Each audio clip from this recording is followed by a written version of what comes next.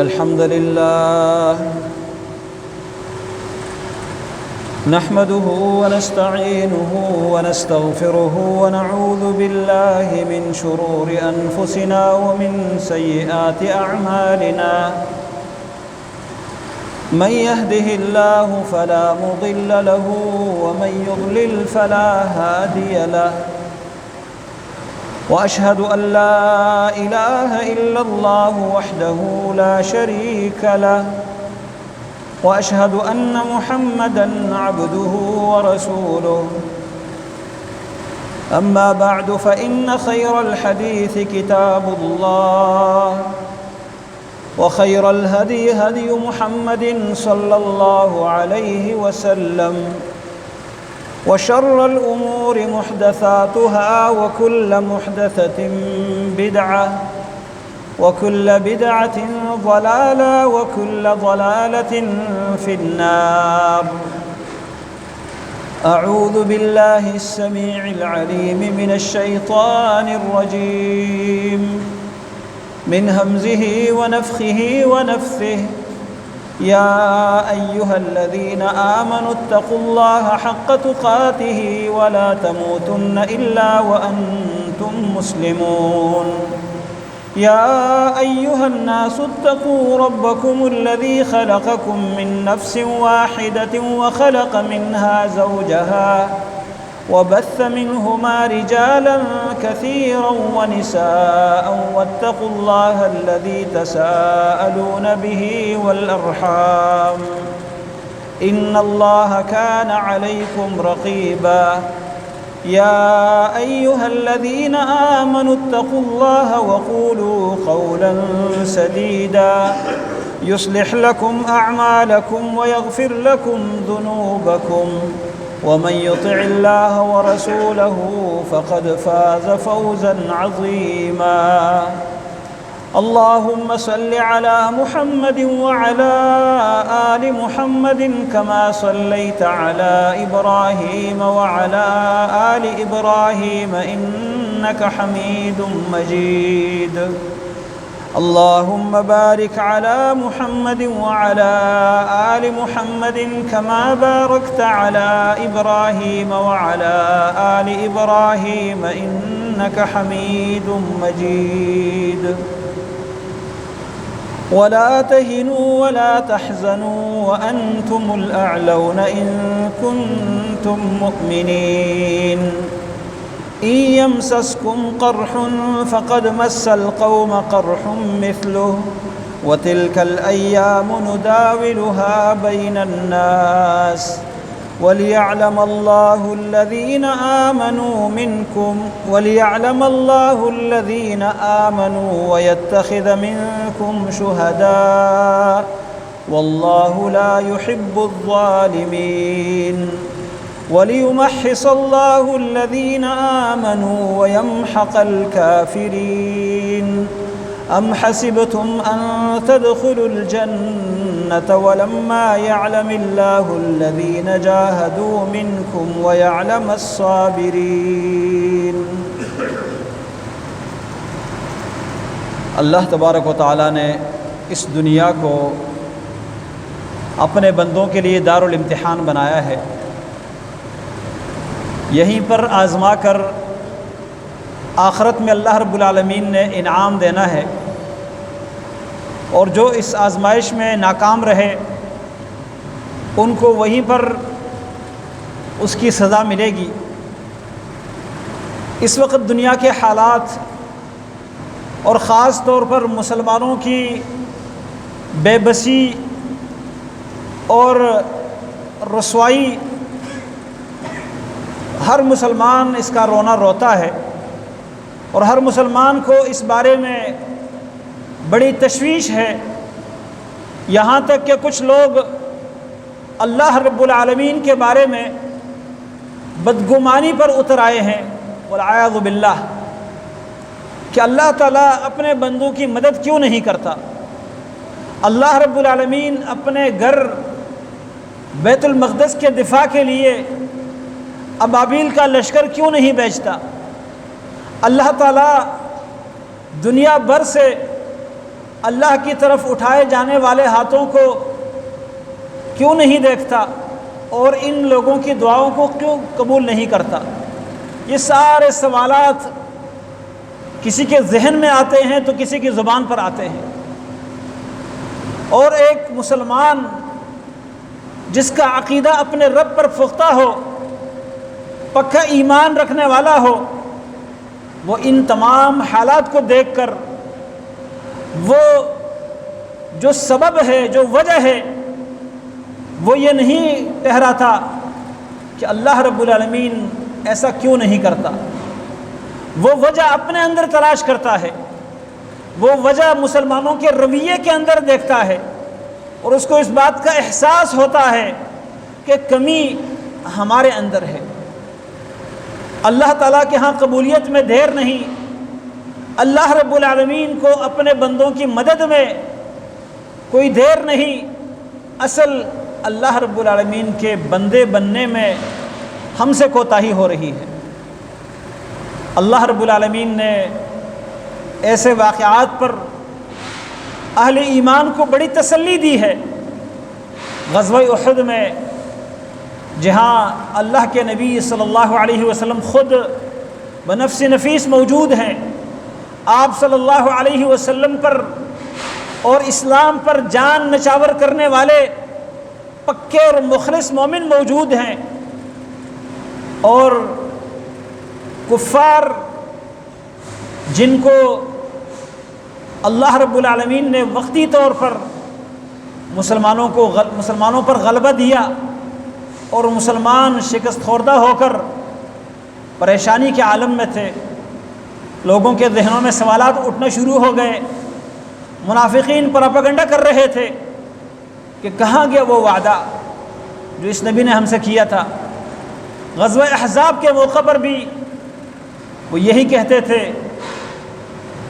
یا اہل یثرب لا مقام لکم فرجعوا، اے مدینہ کے رہنے والو آج تم ٹھہر نہیں سکتے، واپس لوٹ جاؤ، اس دین کو چھوڑ دو۔ اور اللہ کے بارے میں وَتَظُنُّونَ بِاللَّهِ الظُّنُونَ، اللہ کے بارے میں طرح طرح کے گمان کرنے لگے تھے لوگ۔ اللہ رب العالمین نے وہاں پر اہل ایمان کو تسلی دی۔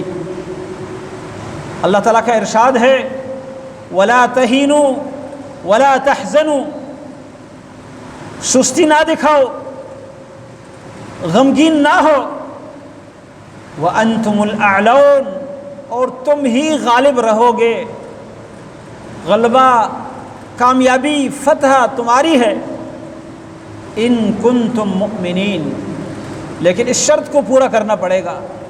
وہ شرط کیا ہے؟ اگر تم مومن ہو، تمہیں اللہ کے وعدوں پر یقین ہے، اللہ کے ذات پر ایمان ہے، تو تم مومن ہو، اور مومن ہوں گے تو غلبہ تمہارا، کامیابی تمہاری، وَأَنْتُمُ الْأَعْلَوْنَ۔ آگے ایک اور سوال کا جواب دیا کہ اگر ہم غالب ہیں تو یہ زخم کیوں لگے، یہ شہادتیں کیوں ہوئی، 70 کے قریب لوگ شہید اور اتنے ہی زخمی، یہاں تک کہ پیارے نبی صلی اللہ علیہ وسلم کا سر مبارک زخمی ہوا، آپ کے دانت مبارک شہید ہوئے، یہ کامیابی کیسے؟ اللہ نے فرمایا إِن يَمْسَسْكُمْ قَرْحٌ فَقَدْ مَسَّ الْقَوْمَ قَرْحٌ مِثْلُهُ، اگر تمہیں زخم لگے ہیں تو ان لوگوں کو بھی تو زخم لگے تھے، جو تمہارے دشمن ہیں ان کو بھی مار پڑی تھی، ان کو بھی زخم لگے تھے، اگر تمہیں زخم لگ گئے تو کیا ہوا؟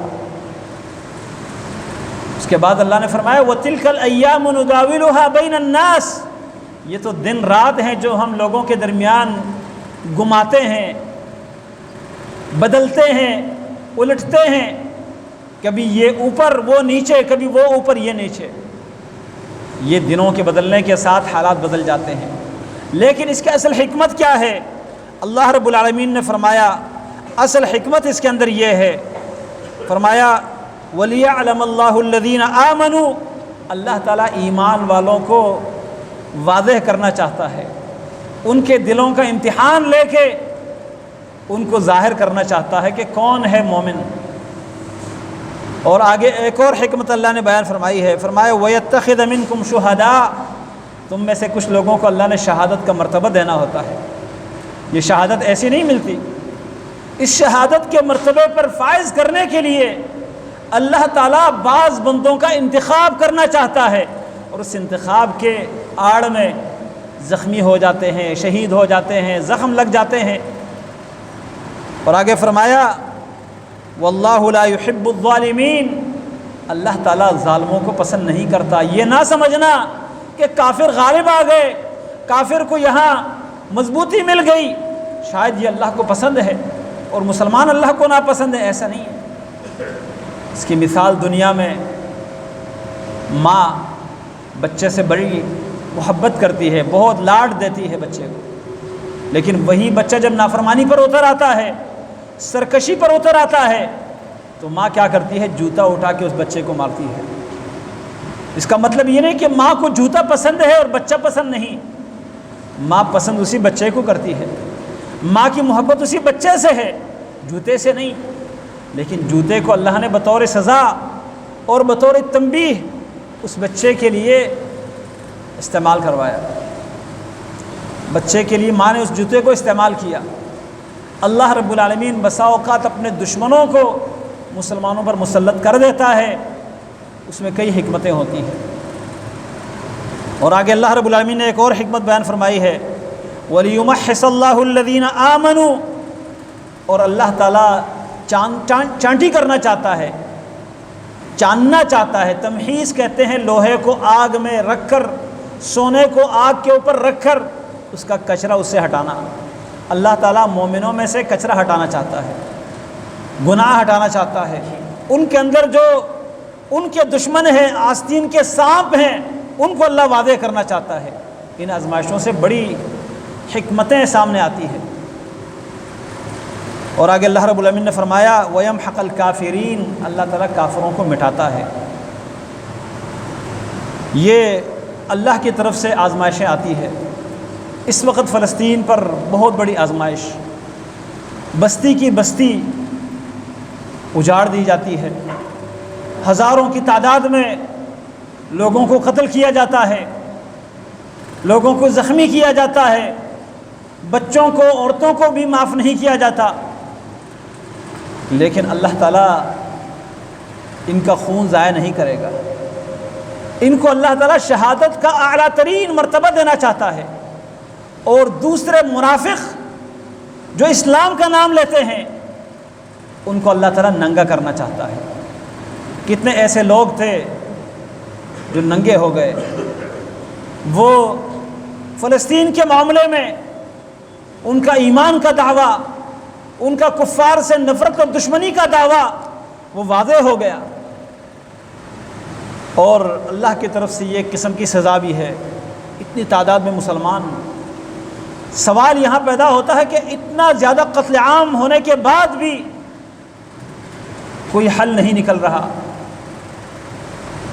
لیکن یہ بات یاد رکھیے، یہ قتل عام یقیناً بہت بڑا قتل عام ہے، اسلام اور مسلمانوں کا بہت بڑا نقصان ہے، لیکن تاریخ میں اس سے بڑھ کر قتل ہوا ہے، اس سے بڑھ کر اسلام کا نقصان ہوا ہے۔ جب سن 600 ہجری کے بعد تاتاریوں نے اسلامی سلطنت پر حملے شروع کر دیے، وہ جس شہر میں گئے وہاں انہوں نے کیا کیا؟ سمرقند پر سب سے پہلے انہوں نے حملہ کیا، 4000 سے زیادہ لوگوں کو صرف 2-3 دنوں میں انہوں نے قتل کیا، 4000۔ اس کے بعد وہ اصفہان گئے، بخارا گئے، جس بستی پر سے گزرتے، جس شہر پر سے گزرتے، راستے میں جو نظر آتا مردوں کو مار دیتے، عورتوں کو اغوا کر لیتے، بچوں کو غلام بنا لیتے، مال کو لوٹ لیتے، جانور اور مویشی اپنے ساتھ لے جاتے۔ اور یہ قتل عام کا سلسلہ چلتا رہا، یہاں تک کہ علامہ ابن اثیر رحمہ اللہ اپنی کتاب الکامل فی التاریخ کے اندر لکھتے ہیں کہ مجھے ایک آدمی نے بتایا کہ تاتاریوں کا خوف مسلمانوں کے دلوں میں اتنا بیٹھ گیا تھا کہ تاتاری فارس کے شہروں سے ہوتے ہوئے عرب کے جزیرے کے شہروں میں داخل ہوئے، عراق اور بغداد تک پہنچے، اور جہاں گئے وہاں اس وقت تک وہاں سے نہیں نکلے جب تک وہاں کے مساجد کو انہوں نے شہید نہ کیا ہو، دینی مراکز کو انہوں نے جلایا نہ ہو، اور مسلمانوں کو قتل کرتے، جو قتل سے بچ جاتا اس کے بعد پوری کی پوری بستی اور شہر کو آگ لگا لیتے۔ یہ قتل عام کا سلسلہ چلتا رہا، مسلمانوں کے دلوں میں خوف بیٹھ گیا تھا۔ وہ دن بھی تاریخ کو دیکھنا پڑا۔ ابن کثیر رحمہ اللہ کہتے ہیں میرے پاس ایک آدمی آیا، اس نے یہ واقعہ بیان کیا کہ ہم 17 لوگ تھے، 17 ایک ہی گھر کے اندر ٹھہرے ہوئے تھے، پناہ ہم نے لی تھی، صرف ایک شہسوار آیا، ایک لڑنے والا تاتاری فوجی آیا، اور اس نے ہم پر اپنا آرڈر چلانا شروع کر دیا کہ تسلیم ہو جاؤ، یہ کرو وہ کرو، یہاں تک کہ اس نے ہمیں کہا کہ تم سب ایک دوسرے کو باندھ لو۔ وہ ایک ہے اور ہم 17۔ اس نے کہا کہ تم سب ایک دوسرے کو باندھ لو تاکہ میں تمہیں قتل کر دوں۔ اللہ اکبر۔ کہتے ہیں میں نے اپنے ساتھیوں سے کہا کہ یہ ایک ہے اور ہم اس کی ہر بات مانتے ہیں، ہم ایک دوسرے کو باندھ کر اس کے سامنے پیش کریں، ہمیں اس پر حملہ کرنا چاہیے تاکہ ہم بھاگ جائیں، نجات پائیں۔ کہتے کوئی بھی جرأت کرنے کو تیار نہیں تھا، 17 کے 17 لوگ اس کی بات ماننے کے لیے تیار، صرف میں نے یہ ہمت کی۔ کہتے ان سب سے میں نے کہا کہ یہ ہمیں کرنا چاہیے، ورنہ انہوں نے کہا ہمیں تو ڈر لگتا ہے۔ میں نے کہا اس سے آگے کیا ہوگا، وہ قتل تو کر ہی رہے ہیں، تمہیں تو وہ زندہ چھوڑنے کے لیے تیار نہیں ہے، تو اگر ابھی مزید کسی چیز کا ڈر ہو تو بتاؤ، مرنے سے آگے کیا ہوگا۔ کہتے وہ پھر بھی ہمت کرنے کو تیار نہ ہوئے، اور میں نے اکیلے ہمت کی، چھری اٹھائی، اس پر حملہ کیا، اس کو میں نے قتل کیا، اور ہم 17 کے 17 باغ نکلنے میں کامیاب ہو گئے، اور میں آپ کے پاس آج پہنچا ہوں۔ یہاں تک کہتے ہیں ابن اثیر رحمہ اللہ کہ مجھے ایک بندے نے بتایا کہ انہوں نے ایک شہر میں، جزیرے کے ایک شہر میں ایک بندے کو پکڑا، ان کے پاس، اس فوجی کے پاس، وہ بھی ایک اور یہ بھی ایک، اور اس کے پاس چھری یا تلوار نہیں تھی۔ اس نے اس مسلمان سے کہا کہ سر نیچے زمین پر رکھو اور تھوڑا انتظار کر لو، میں آ رہا ہوں۔ کہتے وہ مسلمان زمین پر سر رکھا ہوا اور یہ بغیر تلوار کے وہاں موجود، یہ فوجی گیا اور تلوار لے کر آیا، اور مسلمان اسی جگہ سر رکھا ہوا ہے، اس نے اس کا سر کاٹ دیا اور وہیں پر قتل کر دیا۔ اتنا خوف مسلمانوں کے دلوں میں اتر چکا تھا کہ وہ مقابلہ کرنے کے لیے تیار نہیں تھے۔ اور جب بغداد میں داخل ہوئے، اللہ اکبر، بخارا میں جامع مسجد بخارا کی انہوں نے جلا دی اور پورے شہر کو باقی چھوڑا، اور یہ اعلان کیا کہ کوئی ہے جو اس اپنے مسجد کو بچا سکے۔ ابن اثیر رحمہ اللہ کہتے ہیں جب کوئی آدمی اللہ کا نام لیتا، لا باللہ، ان کے بات سے انکار کرتے ہوئے یہ کہتا کہ اللہ کی قسم میں ایسا نہیں کروں گا، کہتے ہیں وہ لفظ اللہ کا مذاق اڑاتے تھے، اپنی زبان میں گانے گاتے ہوئے اس لفظ اللہ کے بارے میں مذاق اڑاتے تھے، اور کہتے تھے کہ آج آ کے تمہیں کوئی بچائے ہم سے۔ کہتے ہیں جب انہوں نے بغداد کو برباد کر دیا، بغداد پر حملہ کیا، بڑی تعداد میں مسلمان کوئی کم نہیں تھے، مسلمانوں کے پاس وسائل کی کمی نہیں تھی۔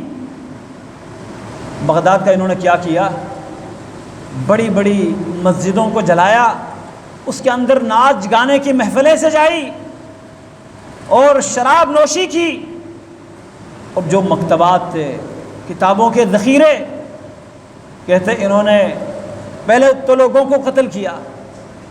جو دریائے فرات ہے اور دریائے دجلہ جو دونوں بغداد میں بہہ رہے ہیں، کہتے ان دریاؤں کا پانی کئی دنوں تک سرخ بہہ رہا تھا،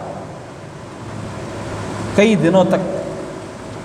ایک ایک ایک شہر میں 70,000 کے لوگ، 70,000 کی تعداد کے لوگ انہوں نے قتل کیے، اور بغداد میں تو سب سے زیادہ قتل عام کیا۔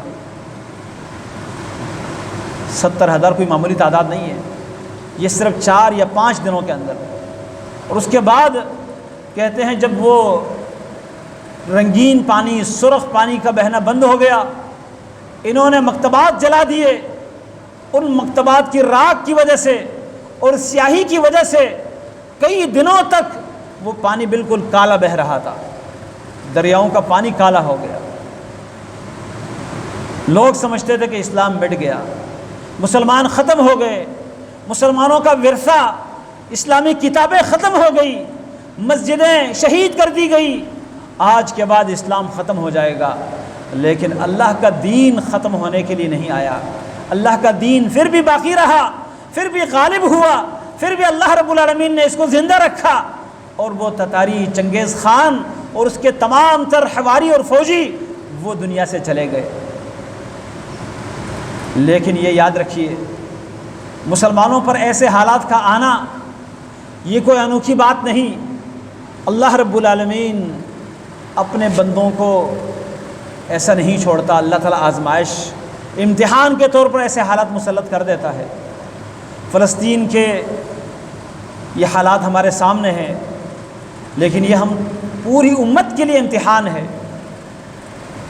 پوری امت میں جو اسلام کا ہم نام لیتے ہیں وہ اسلام ہے کہاں پر؟ قرآن اللہ کی کتاب، دنیا میں کوئی ایسا ملک جس میں پورا قرآن نافذ ہو نظر نہیں آتا۔ پاکستان جو اس مقصد کے لیے بنا تھا، اسی مقصد کے لیے کہ یہ لا الہ الا اللہ کے نام پہ بننے والا ملک، اس میں اسلام نافذ ہوگا، قرآن اور سنت کی بالادستی ہوگی، اور آج بھی آئین کے اندر یہ بات لکھی ہوئی ہے۔ آج ہماری عدالتوں میں آپ جائیں،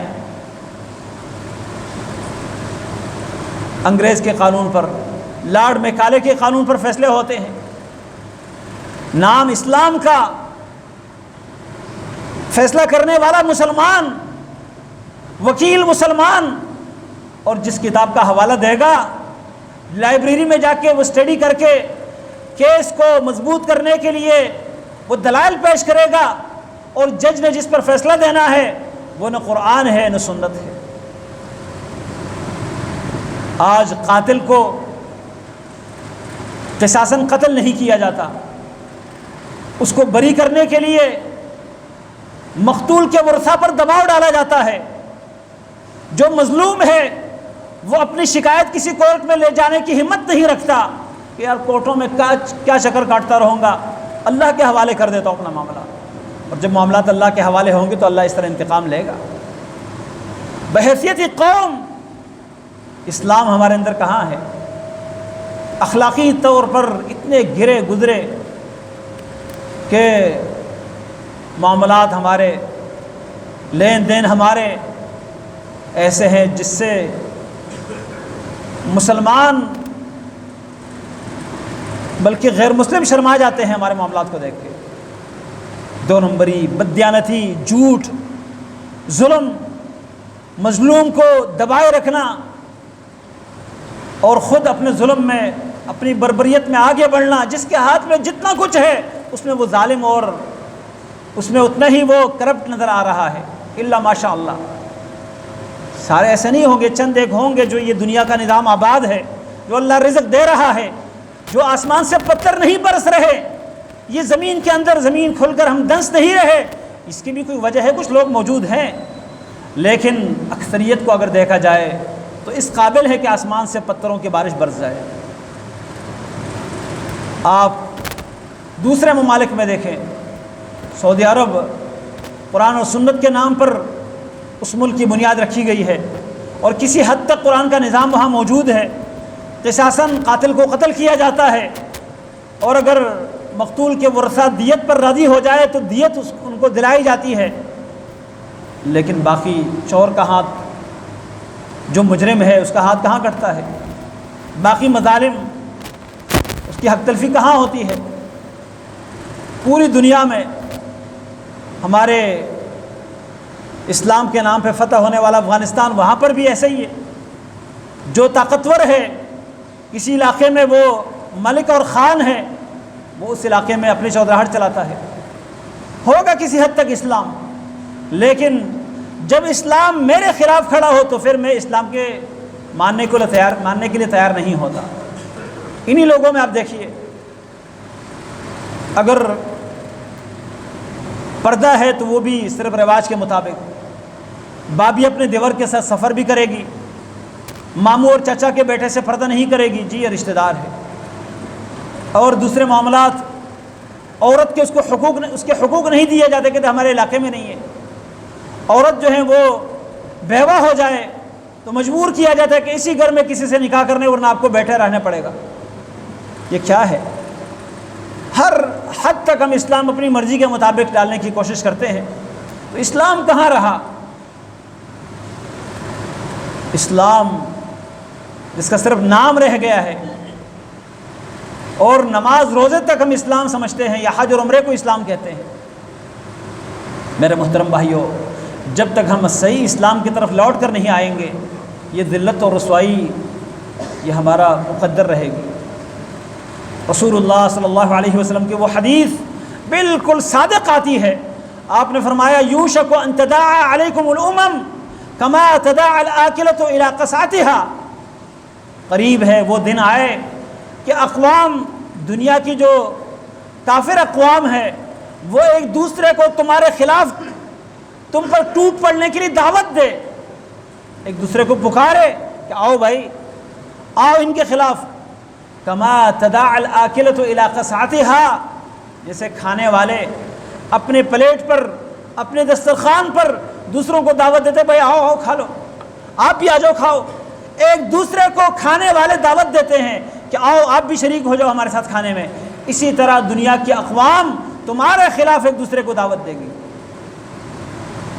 صحابہ کرام نے سوال کیا، امن قلتنا نحن یومئذ یا رسول اللہ صلی اللہ علیہ وسلم، فرمایا کیا اللہ کے نبی اس وقت یہ حالت جو ہوگی کہ کافر ایک دوسرے کو دعوت دے کر ہمیں کھانے کے لیے، ہمیں ختم کرنے کے لیے ایک دوسرے کو بلائیں گے، کیا اس وقت ہم کم ہوں گے؟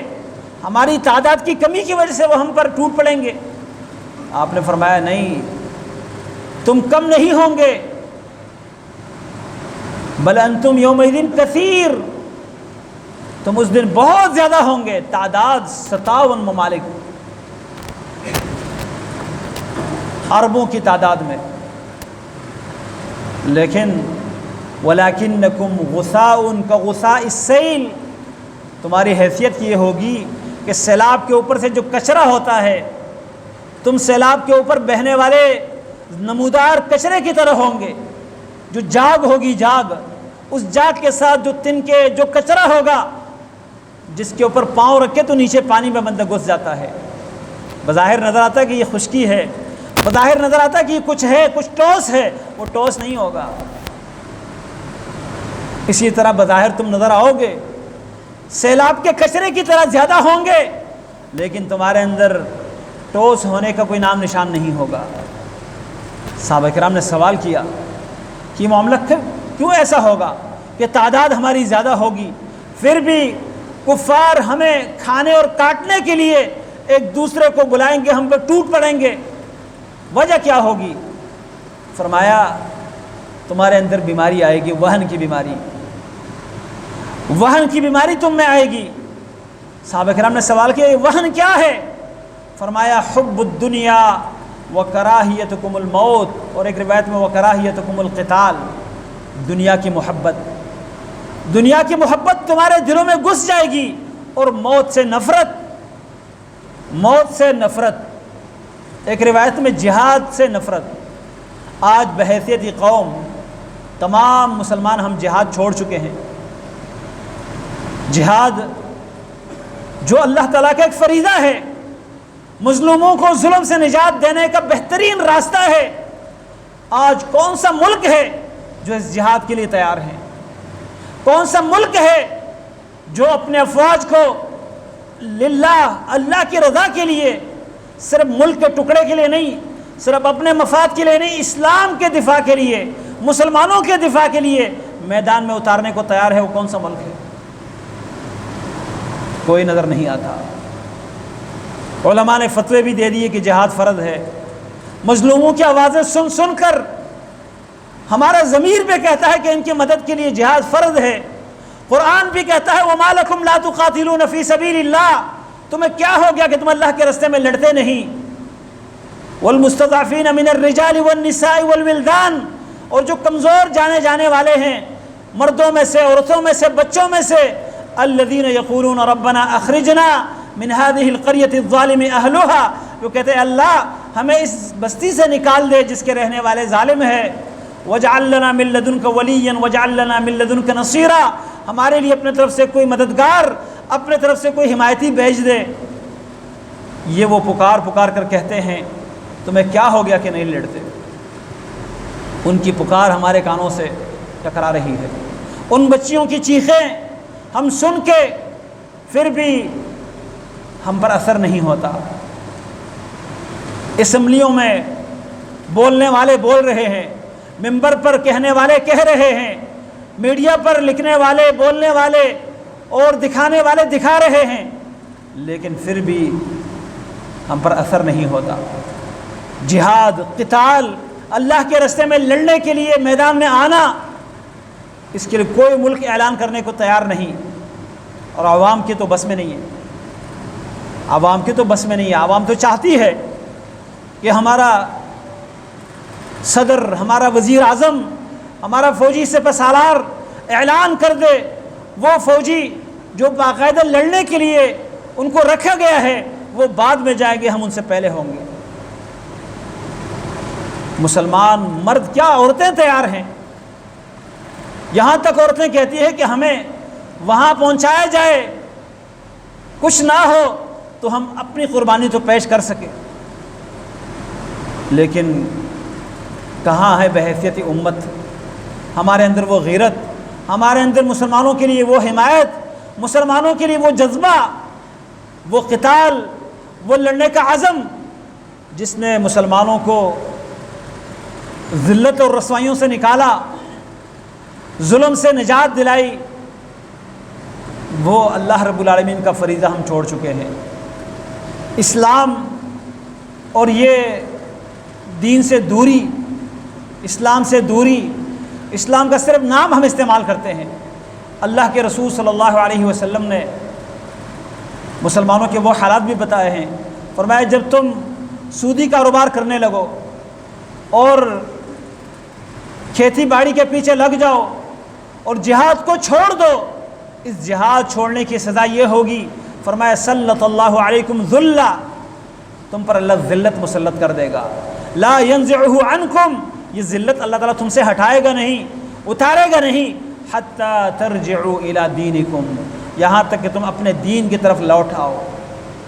آج اگر ہم چاہتے ہیں کہ ذلت اور رسوائی سے نکل آئیں، اتنی تعداد کے باوجود جو ہم ذلیل ہو رہے ہیں اس سے ہم باہر آئیں، اس کے لیے طریقہ ایک ہی ہے، حتی ترجعوا الی دینکم۔ بنی اسرائیل کو بھی اللہ نے یہی کہا تھا جب ان کا دور تھا، رسول اللہ صلی اللہ علیہ وسلم کی بعثت سے پہلے فلسطین پر اللہ نے ان کو رہنے کا حق دیا تھا، لیکن یہ کہا تھا لَتُفْسِدُنَّ فِي الْأَرْضِ مَرَّتَيْنِ وَلَتَعْلُنَّ عُلُوًّا كَبِيرًا فَإِذَا جَاءَ وَعْدُ أُولَاهُمَا بَعَثْنَا عَلَيْكُمْ عِبَادًا لَنَا أُولِي بَأْسٍ شَدِيدٍ، جب پہلا ان کا وقت آیا، انہوں نے عہد شکنی کی، انہوں نے اللہ کی نافرمانی کی، سرکشی پر اتر آئے، اللہ فرماتے ہیں ہم نے تم پر اپنا دشمن مسلط کر دیا، ایسے بندوں کو مسلط کیا جو سخت ترین لڑاکا لوگ تھے، فجاسوا خلال الدیار، وہ تمہارے گھروں میں گھس گئے، گھر کی حرمت کو پامال کیا اور بڑی سرکشی کی۔ بخت نصر نے جو کیا، تاریخ میں تاتاریوں سے پہلے ایسا کوئی واقعہ نہیں ہوا تھا، تاتاریوں کے واقعے سے پہلے تاریخ میں کوئی ایسا واقعہ نہیں تھا جس میں اتنا قتل عام ہوا ہو جو بخت نصر نے یہودیوں کا قتل کیا تھا، لیکن وہ ایک بستی، ایک شہر کا قتل تھا، فلسطین کا۔ بیت المقدس کو انہوں نے پامال کر دیا۔ اللہ رب العالمین نے بنی اسرائیل سے کہا تھا عسیٰ ربکم ان یرحمکم، قریب ہے کہ تمہارا رب تم پر رحم کرے، وَإِنْ عُدْتُمْ عُدْنَا، اگر تم دوبارہ لوٹ کر آؤ گے نافرمانی کی طرف تو ہم تمہیں سزا دینے کی طرف لوٹ آئیں گے، دوبارہ اللہ کی نافرمانی کی طرف آؤ گے تو ہم سزا دینے کی طرف لوٹ آئیں گے۔ یہ ہمارے لیے بھی یہی پیغام ہے۔ بنی اسرائیل کی تاریخ قرآن میں ذکر ہے، صرف کہانیوں کے طور پر نہیں، عبرت لینے کے لیے کہ اگر وہ اللہ کی نافرمانی پر اتر آئے، اللہ نے اپنا دشمن ان پر مسلط کر دیا۔ آج اگر ہم اللہ کی نافرمانی پر اتر آئیں تو اللہ نے اس دشمن کو، جو بدترین دشمن ہے، انسانیت کا دشمن یہود، اللہ نے ہم پر وہ مسلط کر دیا۔ آج میرے بھائیوں، ہمیں توبہ کرنے کی ضرورت ہے، اپنے رویے پر نظر ثانی کرنے کی ضرورت ہے۔ اسلام کے ساتھ ہماری وفاداری کتنی ہے، میں قرآن کو کتنا مانتا ہوں، اللہ کے نبی کی احادیث کو کتنا مانتا ہوں، اپنے معاملات میں کتنا سچا ہوں، دیانتداری سے کتنا کام لیتا ہوں، اس حوالے سے، اور پھر مسلمان کا احساس میرے دل میں کتنا ہے۔ آج تو اتنے بحث ہو چکے ہیں کہ بار بار کہا جا رہا ہے کہ جو کمپنیاں اسرائیلی افواج کو مدد فراہم کر رہی ہے ان سے بائیکاٹ کرو۔ آج ہم کہتے ہیں یار پیپسی کا ذائقہ کسی اور مشروب میں نہیں ہے، KFC کا کھانا کہیں اور نہیں ملتا، میکڈونلڈس کا جو کھانا ہے وہ ہمیں اور کہیں نہیں ملتا، وہ پزا جو میکڈونلڈس والے بناتے ہیں وہ کوئی اور نہیں بنا سکتا۔ بھائی اس کو نہ کھائیں تو موت نہیں آئے گی، کم سے کم احساس رکھیں۔ اچھا بعض لوگ کہتے ہیں ہمارے بائیکاٹ سے کیا ہوگا؟ آپ کے بائیکاٹ سے وہ کچھ ہوگا جو آپ سوچ نہیں سکتے۔ یہ دنیا کے پجاری ہے یہودی، یہ لوگ مال کی وجہ سے، دنیا کی وجہ سے بہت زیادہ ٹینشن لیتے ہیں۔ یہ جان کے جانے سے بھی اتنا ان کو پریشانی اتنی نہیں ہوتی جتنا مال کم ہونے سے پریشانی ہوتی ہے۔ ان سے اقتصادی بائیکاٹ کیا جائے تو انشاءاللہ یہ خود گھٹنے ٹیکنے پر مجبور ہو جائیں گے۔ اس لیے ہر مسلمان کو اپنا حصہ ملانا چاہیے اور سچی توبہ کرنی چاہیے، دعاؤں کو چھوڑنا نہیں چاہیے، اور باقی اللہ تعالیٰ سے اچھی امید رکھنی چاہیے کہ ہر شر کے پیچھے بھی ایک خیر چھپی ہوئی ہوتی ہے۔ اللہ رب العالمین مسلمانوں کی مدد ضرور کرے گا، مسلمان غالب آئیں گے، لیکن مسلمان بن کے دکھائے۔ اللہ تعالیٰ ہمیں صحیح معنوں میں مومن مسلمان بننے کی توفیق عطا فرمائے، نفاق سے اللہ تعالیٰ ہمیں بچائے، وہن کی بیماری سے اللہ تعالیٰ ہمیں نجات عطا فرمائے، اور اللہ تعالیٰ ہمارے حکمرانوں کو، اصحاب اقتدار کو توفیق عطا فرمائے کہ وہ جہاد کا اعلان کرے اور جہاد کے لیے میدانوں میں آئے، اسلام کے دفاع کے لیے، فلسطین اور بیت المقدس کے دفاع کے لیے۔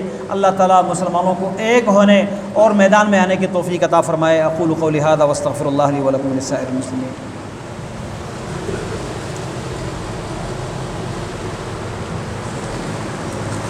ان الحمد لله نحمده ونستعينه ونستغفره ونعوذ بالله من شرور انفسنا ومن سيئات اعمالنا، من يهده الله فلا مضل له ومن يضلل فلا هادي له، واشهد ان لا اله الا الله وحده لا شريك له، واشهد ان محمدا عبده ورسوله۔ یہ جمعہ کا دن بڑا مبارک دن ہوتا ہے، اور اس میں کئی ایک اعمال جو ہمیں کرنے چاہیے، ان میں سے رسول اللہ صلی اللہ علیہ وسلم پر کثرت سے درود پڑھنا، اپنے خاص طور پر صفائی ستھرائی، لباس صاف ستھرا کر کے، خوشبو لگا کے، تیل لگا کے اللہ کے گھروں کی طرف اہتمام کے ساتھ جانا، اور جو ہفتہ وار ایمانی تازگی کے لیے نصیحت ہوتی ہے، جو خطبہ ہوتا ہے، اس کو غور سے سننا اور سن کر سمجھنے کی اور عمل کرنے کی کوشش کرنا، اور ساتھ ساتھ جو خطبے کے دوران مسجد میں داخل ہوتے ہیں ان کو 2 رکعت مختصر ادا کر کے بیٹھنے کا حکم ہے، بات چیت اور دعا سلام کیے بغیر وہ خاموشی کے ساتھ 2 رکعت نماز ادا کرنے کے بعد بیٹھ جائیں اور خطبہ سنتے رہیں۔ اور کوشش یہ کرنی چاہیے کہ خطبہ شروع ہونے سے پہلے بندہ آئے، خطبہ شروع ہونے سے پہلے آ کر 2 رکعت نماز پڑھنی چاہیے، اور نماز پڑھنے کے بعد پھر غور سے خطبہ سننا چاہیے، اس لیے کہ اس میں انسان کے ایمان کو بہت بڑی چارجنگ ملتی ہے، جو ایمانی کمزوری ہے اس کا ازالہ ہوتا ہے، اس لیے اس میں سستی نہیں ہونی چاہیے۔ جو لیٹ آتے ہیں ان کو کچھ سننے کا موقع نہیں ملتا اور صرف وہ فریضہ ادا ہو جاتا ہے، لیکن جو اصل اجر ہے، جو فرشتوں کے خاص رجسٹر میں حاضری ہوتی ہے، اس سے انسان محروم ہو جاتا ہے۔ اللہ رب العالمین ہمیں محرومیوں سے بچائے، اللہ تعالیٰ ہمیں صالح اعمال کرنے میں ایک دوسرے سے آگے بڑھنے کی توفیق دے۔ اسی طرح یہ شوال کا مہینہ ابھی درمیان سے آگے نکل گیا ہے، آدھا گزر گیا ہے، تو اس میں 6 دن کے روزے جس کی وجہ سے اللہ تعالیٰ پورا سال کے روزوں کی فضیلت اللہ کے نبی نے بیان فرمائی ہے۔ رمضان کے روزوں کے بعد اگر یہ 6 روزے انسان رکھ لے تو پورے سال کے روزوں کا اجر مل جاتا ہے۔ تو جس نے یہ روزے نہیں رکھے، کوئی مشکل نہیں، انسان جب مشکل سمجھنے لگے تو ہر چیز مشکل ہو جاتی ہے، لیکن انسان ہمت کرے، اللہ تعالیٰ اس کو توفیق دے دیتا ہے۔ کوئی نہ پیاس کا احساس ہوتا ہے نہ بھوک کا احساس ہوتا ہے، لیکن شروع سے انسان کو شیطان ڈراتا ہے کہ نہیں بہت پیاس لگ جائے گی، گرمی بہت ہے، کچھ نہیں ہوتا۔ آپ ہمت کریں، روزے ضرور رکھیں تاکہ اللہ رب العالمین پورے سال کے روزوں کا اجر آپ کو دے۔ اسی طرح مختلف قسم بیماریوں نے درخواست کی ہے، ہمارے ایک دوست ہے گجرانوالہ سے، انہوں نے بھی اپنے بیٹے کی صحت یابی کے لیے دعا کی درخواست کی ہے، آج میسج آیا ہے۔ اسی طرح یہ ادریس احمد صاحب کی والدہ، ان کے لیے درخواست آئی ہے، اور بھی بہت سارے مسلمان ہیں جو بیماریوں میں مبتلا ہے۔ یا اللہ تمام بیماروں کو شفا کاملہ صحت عاجلہ عطا فرما دے۔ یہ ادریس احمد صاحب کی والدہ کو صحت عطا فرمائے، ارشد صاحب کے بیٹے کو صحت کاملہ عاجلہ عطا فرمائے۔ جتنے بھی مسلمان بیمار ہیں اللہ تمام بیماروں کو صحت اور عافیت عطا فرمائے۔ جتنے مسلمان مظلوم ہیں ان کی مدد فرما دے۔ فلسطین کے مسلمانوں کی اللہ اپنے فضل اور کرم سے مدد فرمائے۔ اے اللہ فلسطین کے مظلوموں پر ظلم کرنے والوں کو نیست اور نابود کر دے۔ اے اللہ امریکہ، اسرائیل کی افواج اور دیگر جو ان کے ساتھ ملنے والے، ان کے ساتھ تعاون کرنے والے کفار یا منافقین ہیں، اے اللہ سب کو نیست اور نابود کر دے، سب کو اپنے گرفت میں لے لے۔ اے اللہ ان سے انتقام لے لے، ان کو اے اللہ آپس میں لڑا دے اور مسلمانوں کو ان کے ظلم سے نجات عطا فرما دے۔ اے اللہ ہم سب کے گناہوں کو معاف کر دے، ہمارے حکمرانوں کو دینی اسلام پر منظم اور متفق ہونے کی توفیق عطا فرمائے، اسلام کے دشمنوں کے خلاف جہاد کرنے کے لیے اللہ ان کو میدان میں آنے کی توفیق دے۔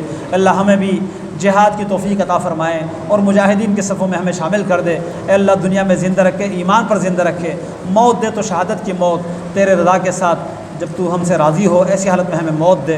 اے اللہ ہم سب کے گناہوں کو معاف کر دے۔ ربنا ظلمنا انفسنا وان لم تغفر لنا وترحمنا لنكونن من الخاسرین۔ ربنا آتنا فی الدنیا حسنہ وفی الآخرۃ حسنہ وقنا